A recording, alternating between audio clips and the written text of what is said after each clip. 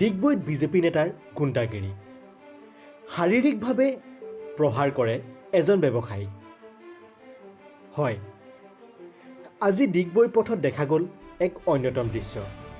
চিন্তু দাস নামৰ বাঙালী সম্প্ৰদায়ৰ এজন বিজেপি নেতাই গণতন্ত্ৰ দিৱসৰ দিনটোতে এজন বিহাৰী সম্প্ৰদায়ৰ ব্যক্তিক ৰাস্তাত শাৰীৰিকভাৱে প্ৰহাৰ কৰে।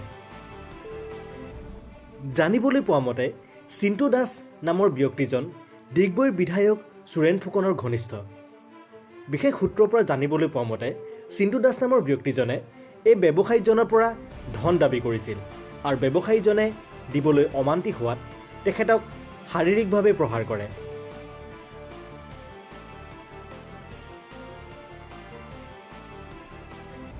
প্ৰকৃততে কাৰ ছত্ৰছায়াত ডিগবৈত গুণ্ডাৰাজ চলিছে? ডিগবৈৰ বিধায়ক সুৰেণ ফুকনৰ ঘনিষ্ঠ হোৱাৰ বাবেই এনেদৰে এজন ব্যৱসায়ীক শাৰীৰিক প্ৰহাৰ কৰিব নেকি? News desk report NES 24/7 live.